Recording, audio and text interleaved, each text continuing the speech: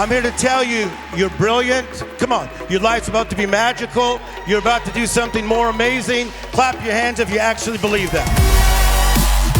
Say believe, expect, receive, become. Say release. Everywhere you go, to your family, all over this world, we are going to release miracles to this world. Okay, guys, I have Tim Storey here, one of my favorite people in the whole world. You know how much I love you, right? Real brothers. Yeah, and when did we meet, Tim? When was the first time we met? I think it's been almost 6 years. Yeah, about 6 years. And the first time I came to this office. And what I loved about you is that you embraced me as just two people dialoguing. Yeah. We never knew that we'd become such great friends and do projects together. Yeah. But thanks for just being so open and embracing me at sure. that time. You know, in my life, I meet people from time to time that just really touch me, and you're one of those people. And I was doing your podcast, I guess, I don't know, 3 or 4 weeks ago. Oh yeah. So I don't know. You always like touch me as a person that. I don't know, man. It's just something special. I think people meet people from time to time in their life, and they're like, I think I saw you speak on, was it our stage? On your stage, yeah. And I didn't really know who you were at the time. No, you didn't. You know, I knew you were the comeback guy. And Yeah. that you had worked with all these celebrities. But you took a chance, and that's what I loved but I think you followed your heart. I think part of our connection is a heart connection where we care about people. Yeah. And also we understand what it's like to be raised in hardship. You know, the way you were raised, the way I was raised. Yeah. And that so we both appreciate what life has given us. Yeah. You grew up in Compton, California. Yeah. What was that like? It was a lot of chaos. And so what happened is that we had 7 people in a 2-bedroom apartment. Wow. That is so cramped. And the reality is you didn't know where you're going to sleep. So it's not like we had designated rooms. It just like you just kind of slept places. And so there was a lot of disorder. You were the youngest or the oldest? I am where the were you? youngest by far. Oh, wow. So the youngest by almost 4 years. So I was the And youngest. were you a planned kid or? No, I was an unplanned kid. Yeah, I was an unplanned kid too. You never been asked that question, huh? Never in my life. I was unplanned. I was unplanned, so unplanned that they didn't really know what to do with me, and my aunt basically took care of me for the first couple of years.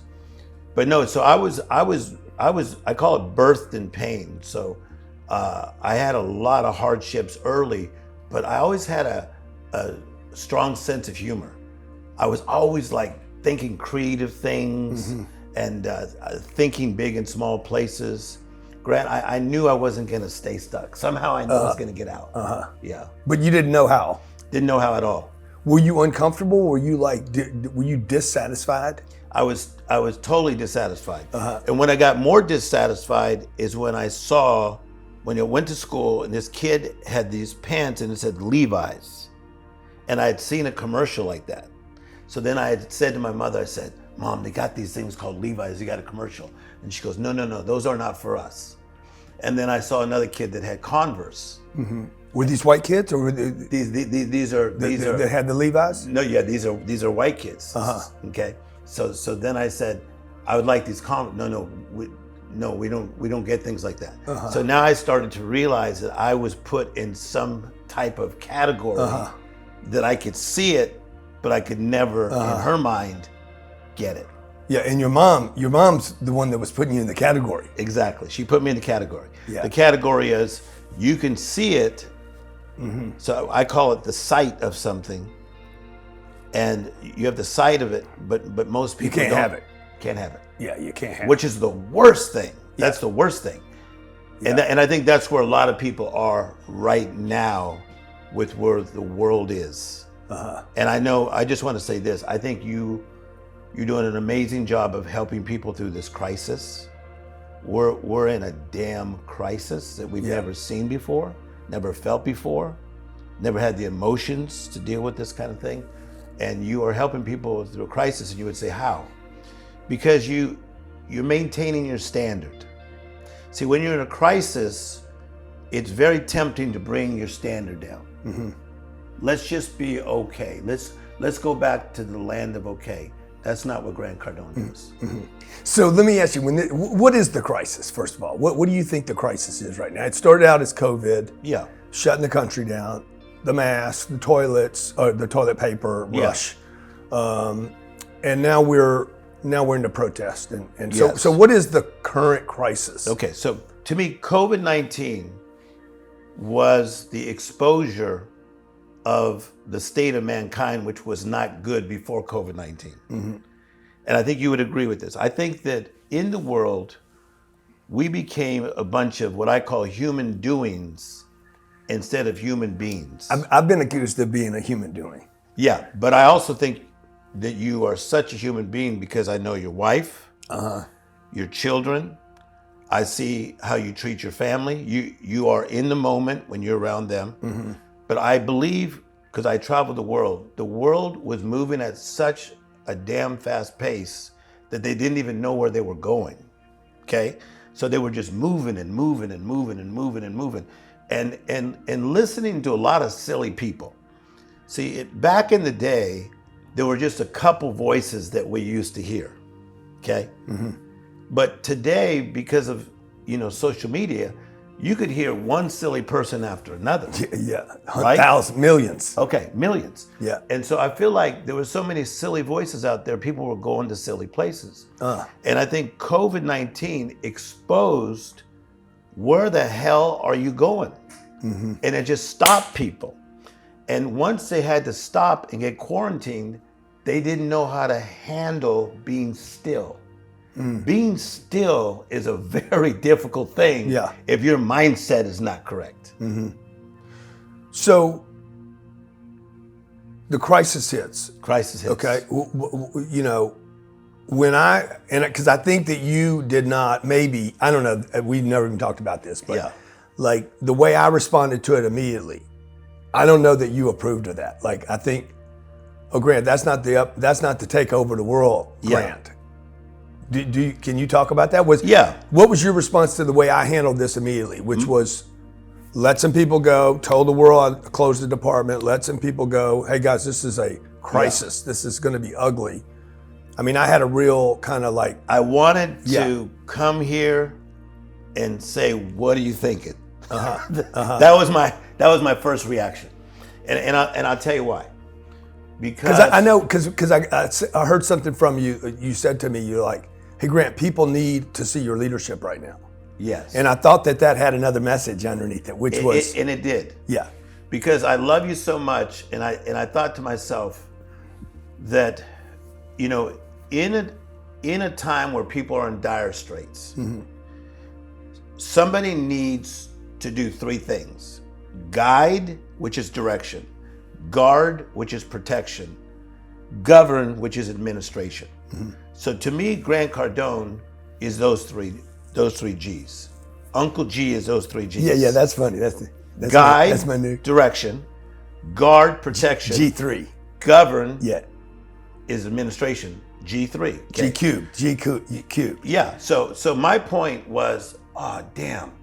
Okay.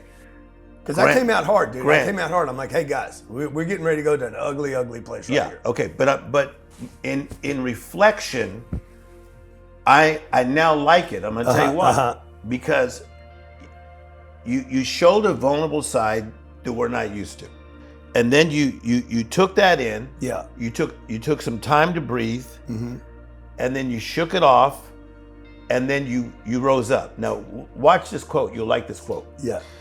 The real you will always make a demand on the you that you've become.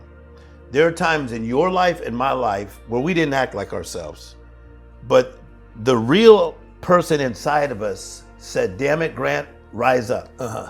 Or to me, Tim, rise up, damn it. You may have gone through this or whatever that's happened. when you were told you couldn't have the Converse. You're Exactly. like, I can have that. Yeah, so rise up. Right. So at first, when you responded like that, I needed you to guide, guard, and govern. So I'm like, don't become undone when this is your time. Yeah, but to rise. I was actually, Okay. See, this is the confusing part for me, right? Because everybody's like, we want the vulnerable Grant. All right, good. Let me show you the vulnerable Grant. Okay. And at that moment, it was like I didn't really have a choice to be vulnerable or not. When something gets such an unknown, compressed, problematic, right? So much counterintention on where I was trying to go. We were just coming off the best year we ever had. Yeah, just amazing. Beautiful growth conference. The conference was out of this world. You know, I'm walking into this other project that I know is going to be a big hit. And then boom, it all gets pulled out from underneath me. And then I'm like, okay, well, I'm transparent. Yeah. You know, I fly in on the plane, people see it.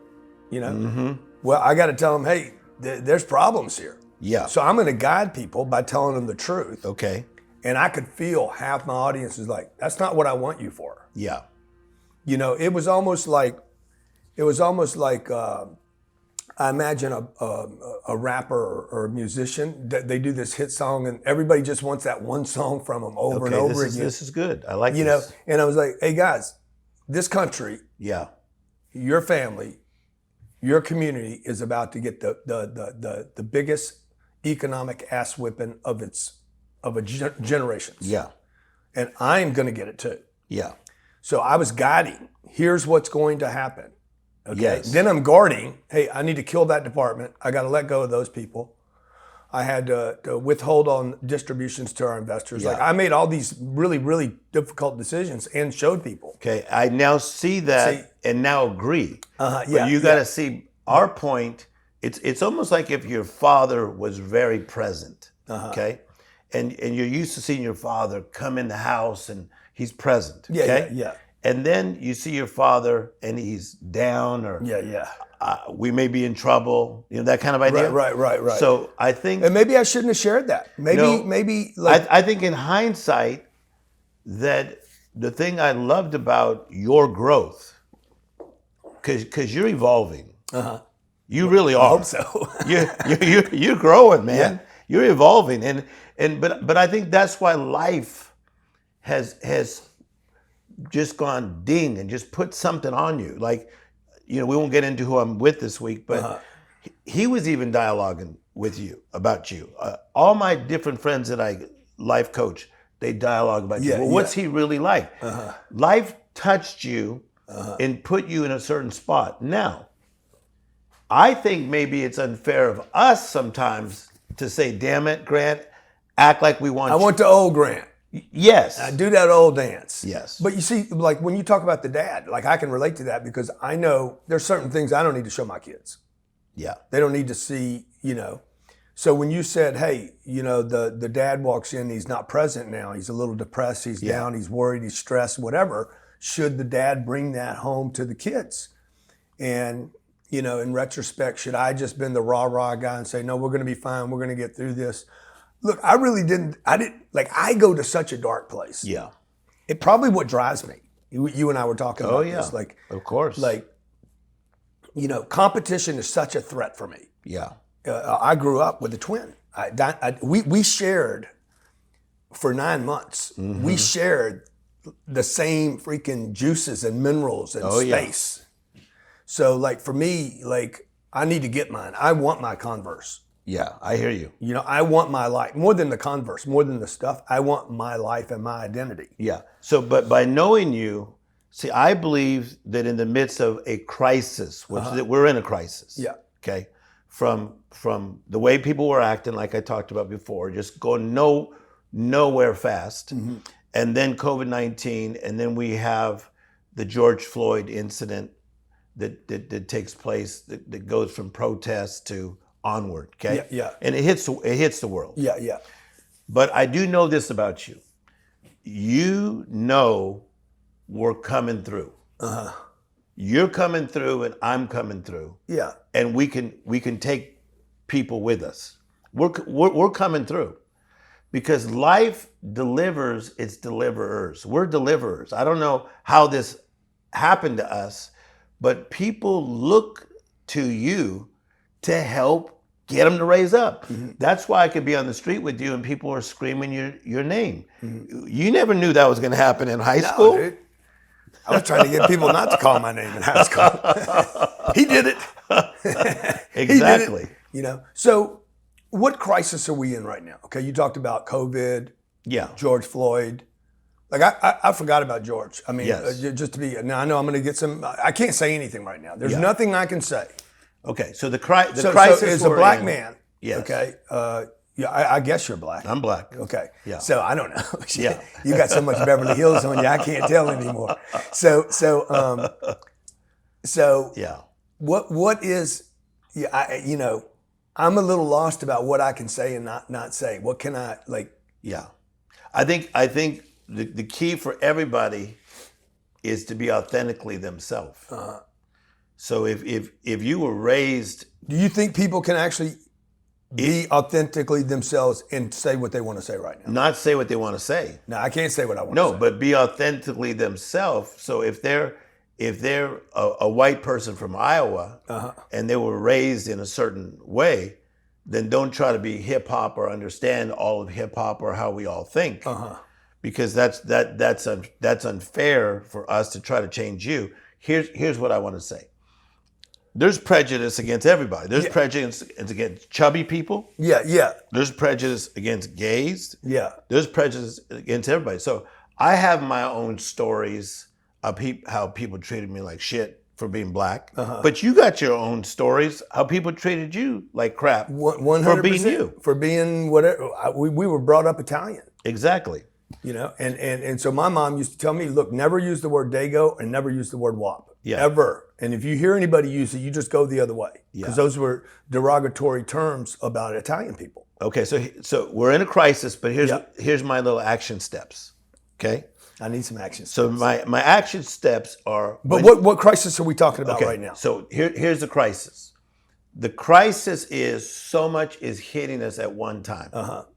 We're used to softball problems. Remember softball? Yeah, Here we one go. pitch at a time. One pitch at a time. Boom. No, not this time. Now it's like all these balls coming at us at one time. Boom, boom, boom. They're just coming at one time. So people need to just stop for a second. Stop. Number two, they need to take inventory. This is where you're great. You got to take inventory. Okay, there's my kids. There's my wife. Here's my businesses. Yeah. You got to stop. Yeah. You got to take inventory. Yeah, I like that. Number three, you got to remember your principles. See, this is where Grant Cardone rocks that I know that other people don't pick up on. You are a principled guy. You have principles. Like I just spoke to your staff, okay? I speak to a lot of staffs. I mean, I could go on and on and on from this guy to that guy, that guy, that, okay? Your staff is on fire, okay? Yeah, well, it's that meeting. You do this meeting and everybody comes in, they got to look at each other, and you're teaching them principles, okay? So you're a principle guy. So it's the principles that are going to get you into something and also out of something, okay? So you stop, you take inventory, go back to your damn principles. Go back to the principles, and that's what you're doing. You're going back to, okay, what made me Grant Cardone? Go back to those principles and start to walk those things out again. Yeah, so some of that is transparency and me just saying what I want to say. Okay. Okay, so now when I say what I want to say, Yeah. like I started getting hamstrung. Okay. Like I did this thing where I'm like, hey guys, I'm gonna pledge $1 million. We're gonna teach kids of color. It's a lot of money. $1 million. I have the money. a I lot of funded money. the money. I already funded the project, and we have the systems in place to Wow. go educate using online programming to teach kids about money. Now, I throw this out there. I'm going to help disadvantaged kids of color in inner cities. Okay, I get people hitting me. What about white kids that are disadvantaged? Yeah. What about Hispanics?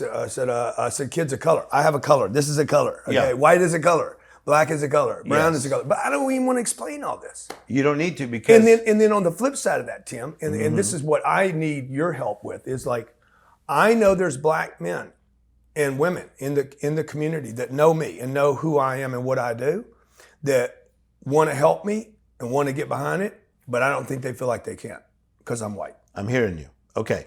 So number one, because of knowing you and observing you, number one, your staff is all races. You see that when you I walk just in there. spoke to them. They're coming from everywhere. See, but I walk in a room. Okay. I walk in my room. Somebody asked me today, how many black people do you have on your staff? I'm like, I don't know. have no clue, dude. I've never counted it. Yeah. How many women do I have on my staff? How many brown? I don't see it, but you walked in Yes. and you actually I saw assessed it. that. I assessed it. See, I don't have those eyes. Okay, so let me tell you another thing I see. And I think this is the conversation that people need to start having. Like, Yes. I don't look. I didn't know you would.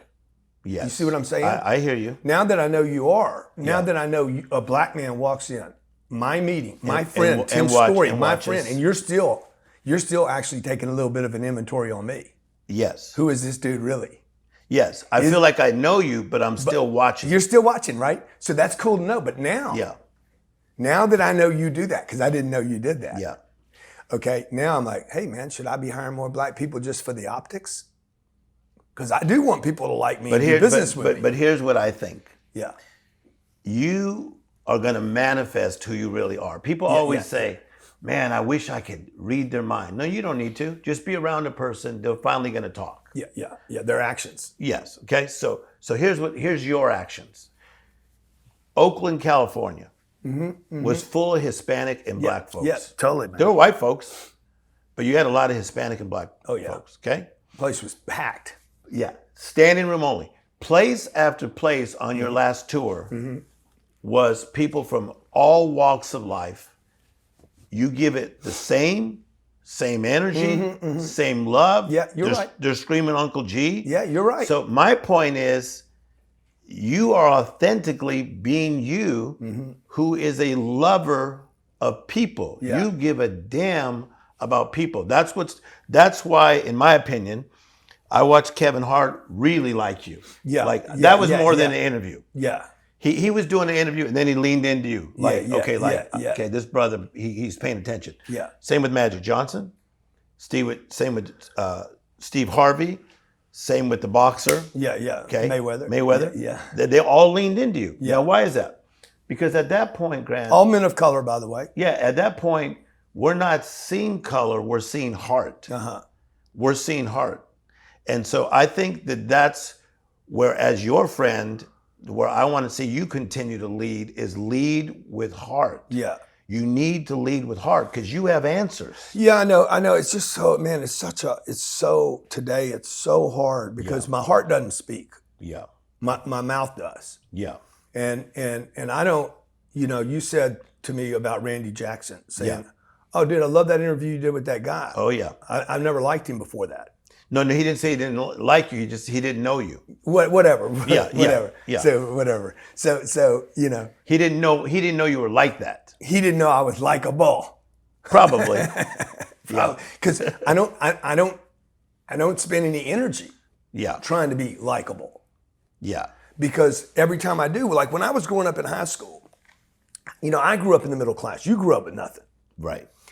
I think the way I grew up was more painful than the way you grew up because I grew up in the middle class and had the Converse and the Levi's. Okay. And then I lost it all. I went backwards. I think that would be worse. I had stuff Yeah. and couldn't keep it. Okay. You didn't have anything That's a and good wanted point. it. That's a good You point. know? I agree with you. Because once That'd you be taste worse. it, once you fly private, you're like, God dang, dog. I Yeah. gotta, I don't ever want to sit on a damn commercial flight. Now that sounds snooty Yeah. but until you've done it, Yes. like it, I have to say this, that I do think you need to be more measured sometimes. yes. And I'm going to tell you why. Yeah. But okay, now watch what happens now. Okay. When I'm more measured Okay. and I'm starting to think about optics, oh, what's the world? And I take another second to Yeah. say it, Yeah. or day, then I'm not me anymore. I think you still are you. Okay. Like, And then I need a teleprompter. you see the gorilla? Yeah. See, the gorilla, he could be strong 1 minute, right? You said, Yeah. and be delicate another. Yeah. So I think sometimes And he takes a lot of naps too. yeah, sometimes be the strong Grant. Yeah. But there's times that in a volatile situation, then you got to be more delicate, if I could say it that way. Yeah. Because we're living in times. it's what so- the crazy thing is, Grant, is that to think that people are holding on your words. I mean, I got interviewed by a guy from Eastern Europe last week, and all he wanted to talk about is my connection to Grant Cardone. Oh wow. Okay, That's crazy. so my point is, this thing became worldwide. Okay, so worldwide they're watching you. Yeah. So I think sometimes you may feel something, but you say, okay, thinking of the gorilla. Yeah, yeah. Am I the guy that just goes boom? Yeah, yeah. Or am I the guy right. that goes, Yeah. shit, this world is in trouble. Yeah. I need Let me to take a really second. measure Yeah. my words here. Right, right. Because the words you say, they're going to take them and run with them. Yeah. Like I just heard Grant, and even he's in a panic. Yeah, yeah. No, Yeah. you. Well, because out of context. Right. See, you're just seeing it in the moment. Exactly. You don't know I'm making moves. Exactly. You know, I'm just telling people, hey, this is what I'm going. I can't tell you what's going to happen in the future. I don't know that yet. Yeah. I was just sharing with the public, hey, this is going to be ugly. It's still going to be ugly, by the way. Yes. We're in this moment of la la land right now. I agree.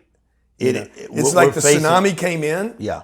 And then there's this whatever's going on right now. Yeah, but still, we need you to take us to the storm. Yeah. This would take me 1 minute to tell you, but you'll like Yeah, this. yeah.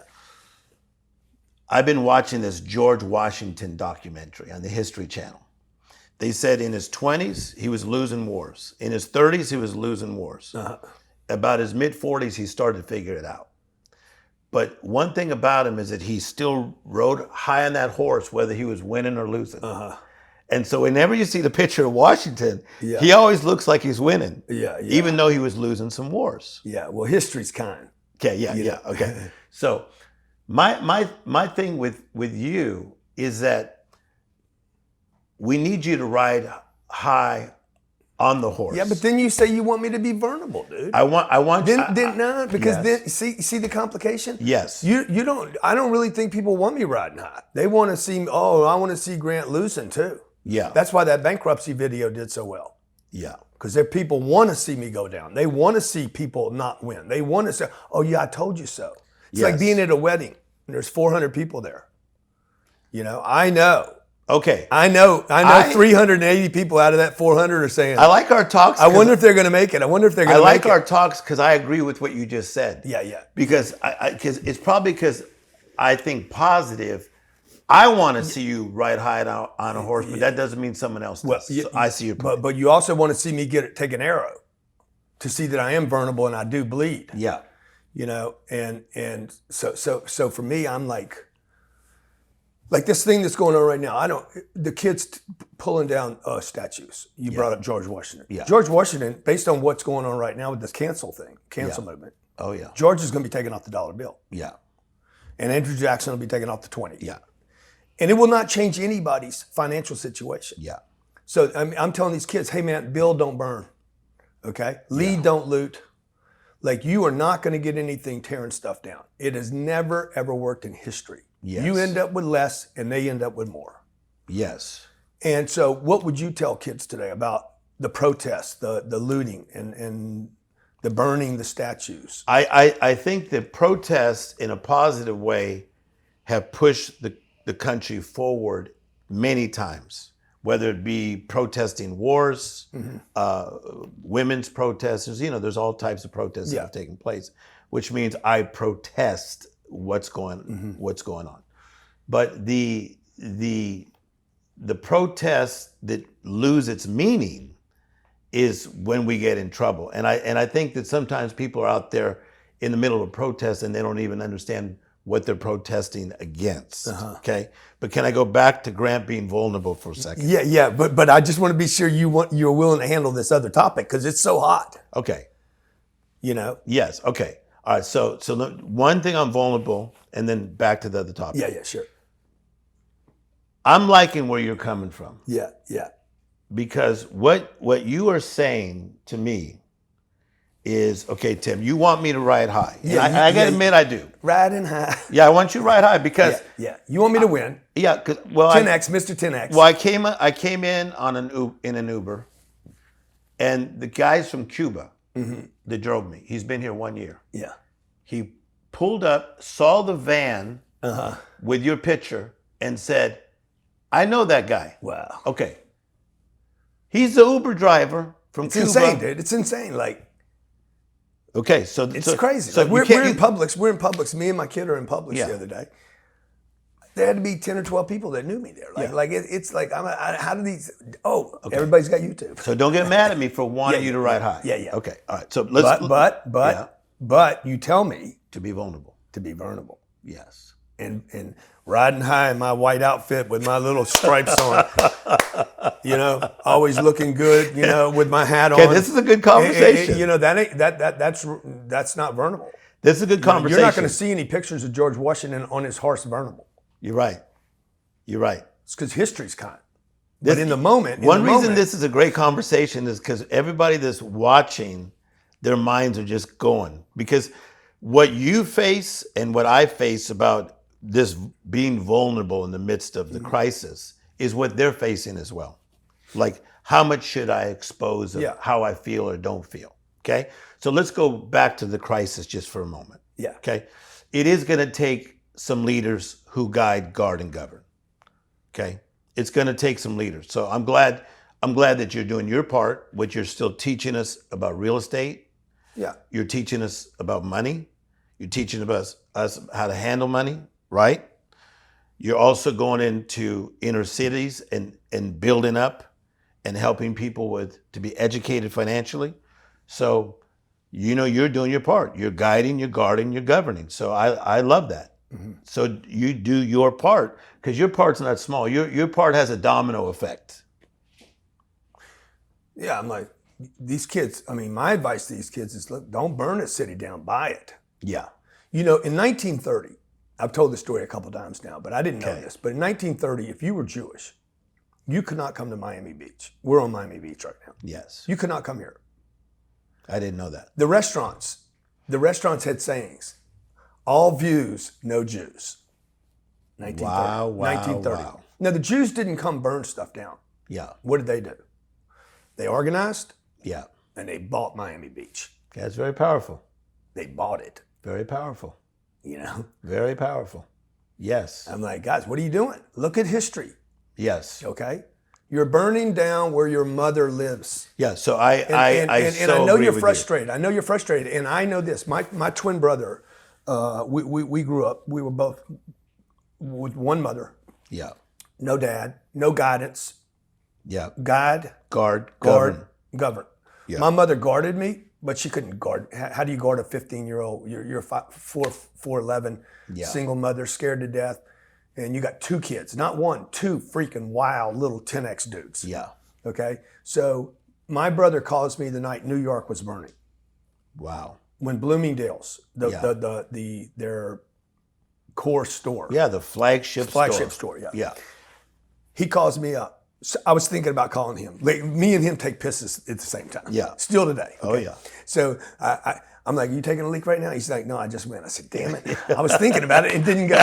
So he calls me and says, are you watching the news right now? I said, yeah. He's like, if you and we had no criticism of the kids doing this. Yeah.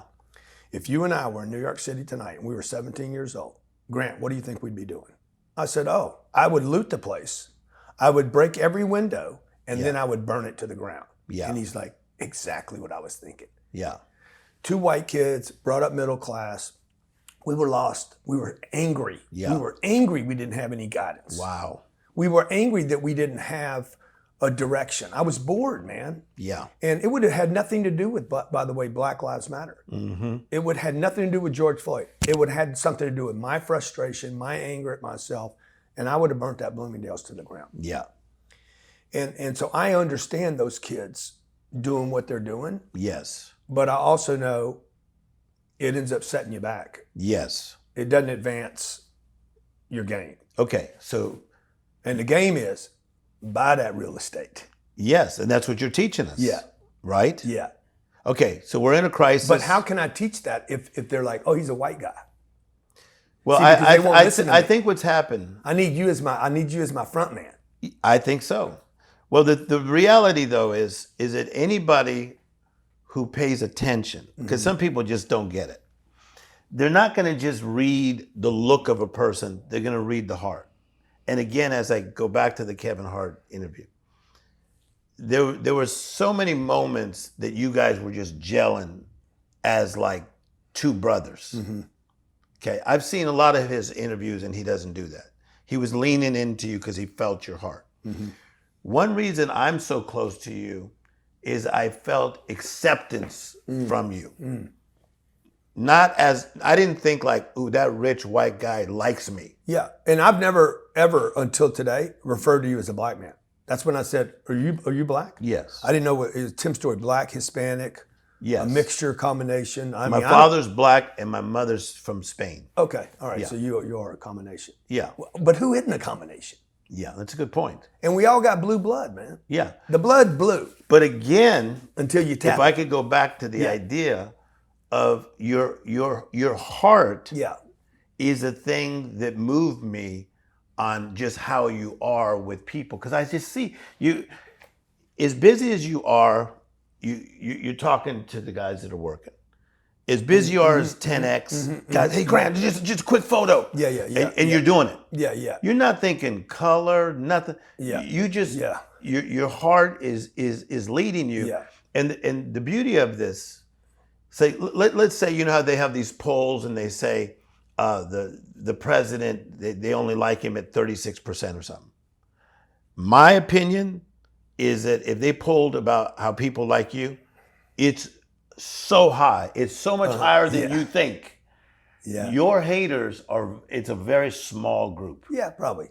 I promise you. I know that. I know that because I'm out there. Yeah. I'm out there and I hear it. So I'm glad that you. Well, I'm just glad I'm friends with you and that you can, bring some sanity to my world. And I know you're doing that for a lot of people right now. I know you're doing down here, doing this thing with this big shot down here. And you have a unique ability to see inside the true intentions of a person. Thank you. And that's a real gift. And I do see your true intentions, and I'm going to tell you right now, you're going nowhere but up. The next, See, he always does this. The next 4 years. He always sends it right. The next 4 years for you Yeah. are going to be amazing.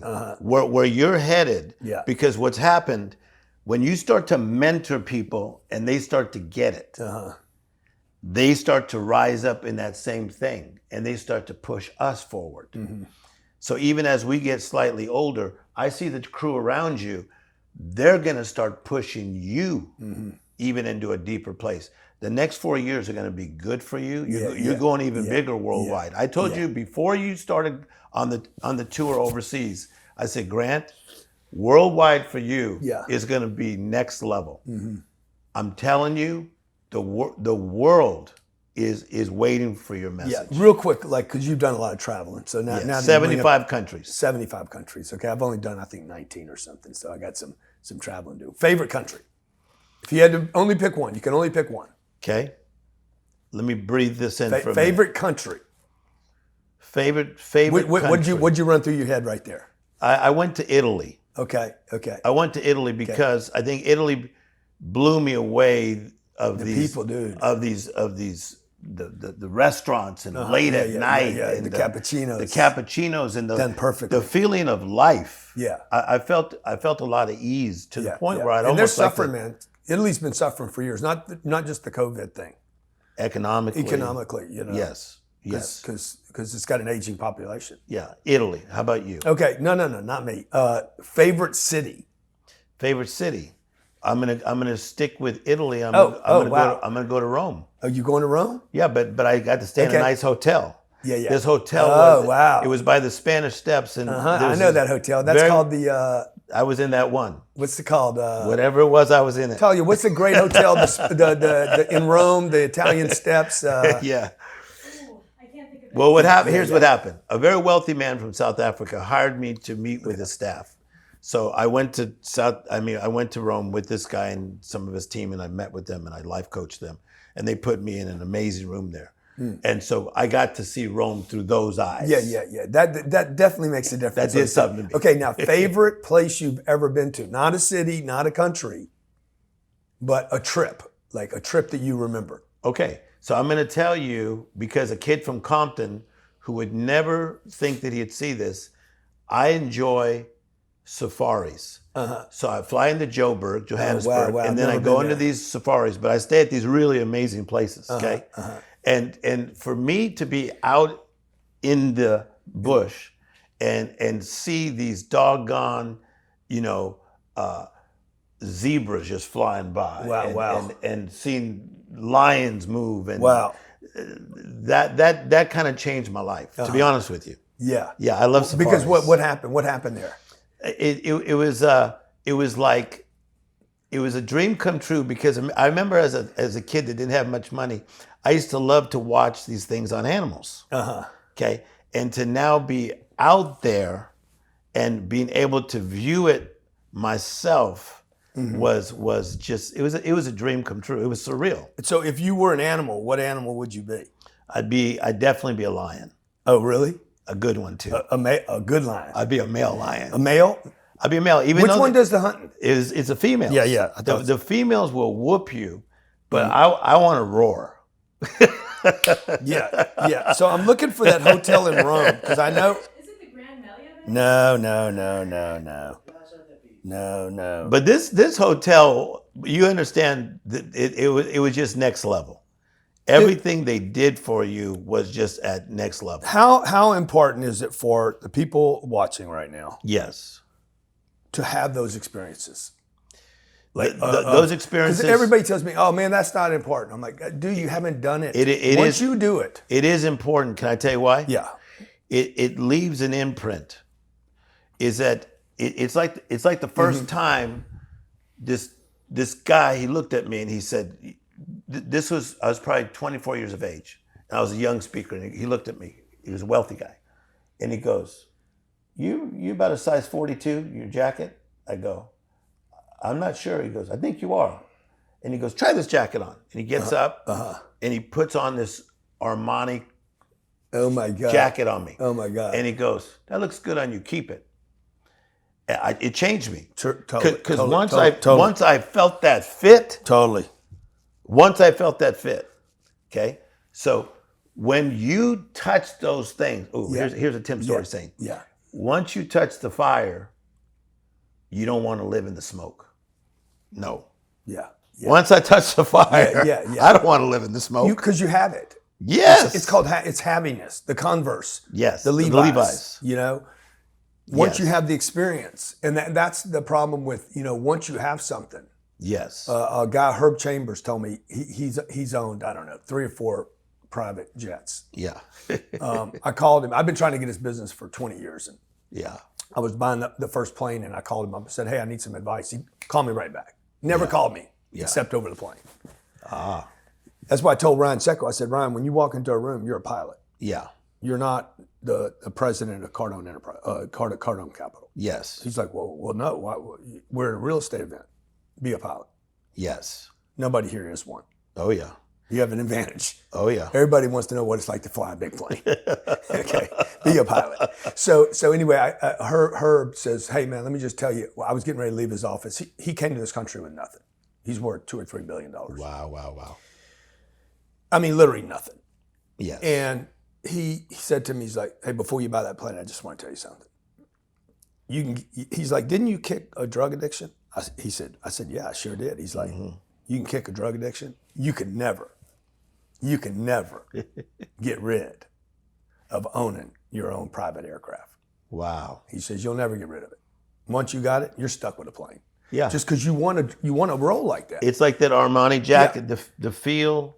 Exactly. It touches you. Yes. And I thought you were going to tell me with favorite vacations. I didn't know about your Johannesburg. Yeah, I mean, well, that was one of my favorites What's another favorite? I stayed in. I'm looking for one right now that I know you did that I thought you loved. I stayed in an amazing hut, and all that was great. Yeah.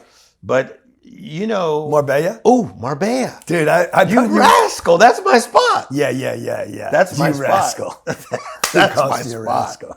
So the Nobu people like me. I speak for the Nobu company, and they have a Nobu hotel in Marbella. Yeah. So they give me the suite there, and I speak to their staff, and they treat me like gold. Yeah.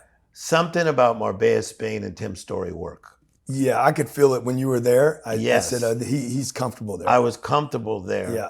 And some places, I go to, and, Yeah. and I'm like, I just feel like I belong. see, you're good. You pulled Marbella out of me. I know- Marbella made me feel good. It had all Yeah. the international people. Yeah. And I like watching folks. So you see these guys like from Denmark or Holland or Sweden or different parts of Europe that Yeah. do super, super well because they got these, Yeah.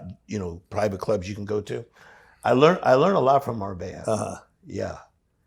Yes. When I flew into Dubai, we got in like at midnight, and midnight Dubai is like, it's still 104 degrees. Yeah. And I got off the plane, my feet touched the ground. I'm like, damn, I feel like I'm home. I felt so comfortable there. Yes. Yes. In the desert, in the heat. I don't know what it was. Okay, 3 things that people need to know today going forward in 2020 to turn this year around. And Okay.